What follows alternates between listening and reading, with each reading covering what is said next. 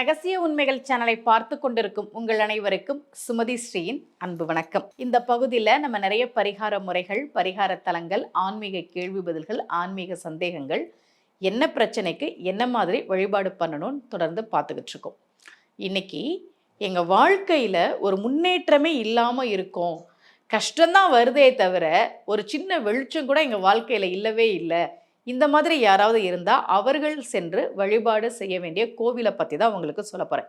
எங்கிட்ட ஜாதகம் பார்க்க வரும்போது நிறைய பேர் சொல்லுவாங்க, பொதுவாகவே 6ஆம் அதிபதி தசை நடந்ததுன்னு வச்சுக்கோங்களேன், அல்லது 8ஆம் அதிபதியோட தசை நடக்கும்போது, அதுவும் 6ஆம் அதிபதி தசை நடக்கும்போது 8ஆம் அதிபதியோட புத்தி நடக்கும்போது, இந்த மாதிரி சில காலகட்டங்களில் அவங்களுக்கு வாழ்க்கையில் பிரச்சனைகள் இருக்க தான் செய்யும், கஷ்டம் இருக்க தான் செய்யும்.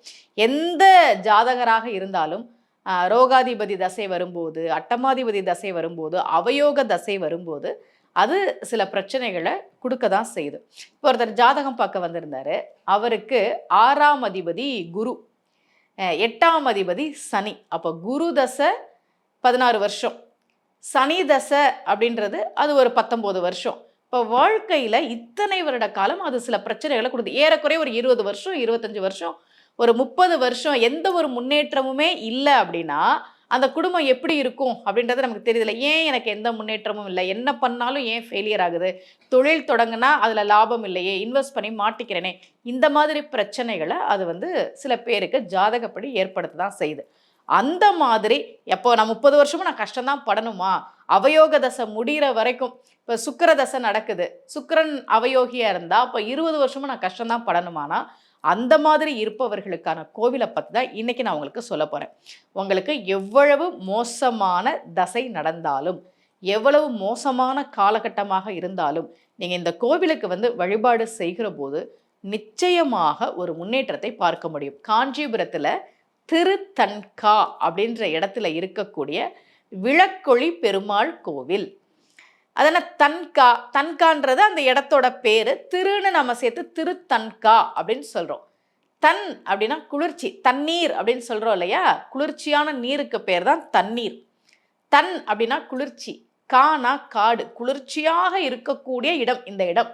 வாழ்க்கையில் பிரச்சனையால் நம்ம மனசு நொந்து போய் அழும்போது ஒரு குளிர்ச்சியான ஒரு மனநிலை, குளிர்ச்சியான இடத்துல இருந்தால் நம்ம எப்படி இருப்போம், அந்த மாதிரி ஒரு மன நிம்மதியை தரக்கூடிய கோவில் இந்த கோவில். அந்த ஊருக்கு பேரே திருத்தன்கா, காஞ்சிபுரம் பக்கத்தில் இருக்குது. அங்கே இருக்கக்கூடிய பெருமாளுக்கு பேரு விளக்கொளி பெருமாள்.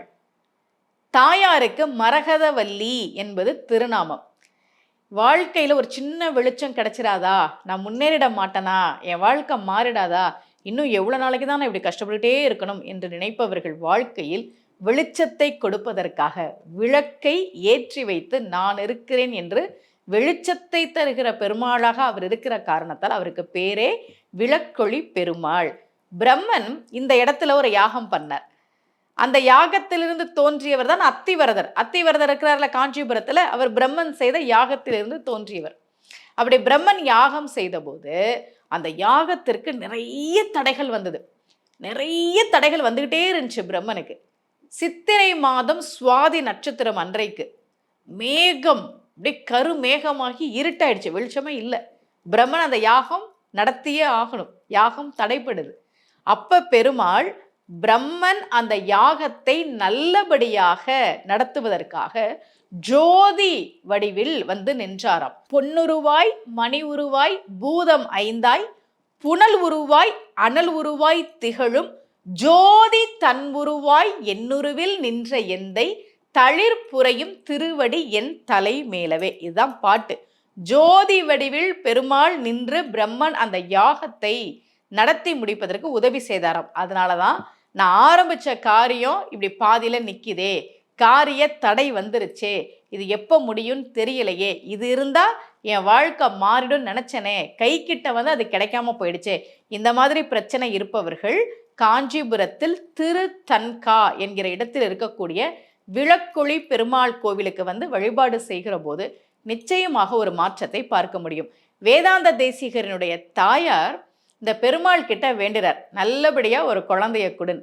அப்படி அவர் பிரார்த்தனை செய்து, திருப்பதி இருக்கே வேங்கட மலை, சப்தகிரி 7 மலை இருக்கே, அந்த மலையில் இருக்கக்கூடிய மணியின் அம்சமாக வேதாந்த தேசிகர் பிறந்தார் என்பது ஐதீகம். விளக்கொளி பெருமாளாக இங்கே பெருமாள் இருக்கிறார். ஒரு இருட்டு என்ன சூழ்ந்துக்குச்சு, எங்கிட்டு போறதுனே தெரியல, என்ன பண்றதுனே தெரியல, ஒரு சின்ன வெளிச்சம் கிடைச்சிடாதா, என் வாழ்க்கையில ஒரு சின்ன முன்னேற்றம் வந்துடாதா, ஏதாவது ஒரு வாய்ப்பு கிடைச்சா போதுமே, அதை வச்சு நான் மேல வந்துருவேனே, இந்த மாதிரி நினைப்பவர்கள் வாய்ப்பு கிடைக்கிற போது ஒரு முறை திருத்தன்காவில் உள்ள விளக்கொளி பெருமாள் கோவிலுக்கு போய் வழிபாடு செய்யுங்கள். நிச்சயமாக ஒரு மாற்றத்தை பார்க்க முடியும். இதே போல ஒரு பரிகார முறையோடு மீண்டும் உங்கள் அனைவரையும் சந்திக்கிறேன். அனைவருக்கும் அன்புடன் சுமதி ஸ்ரீ.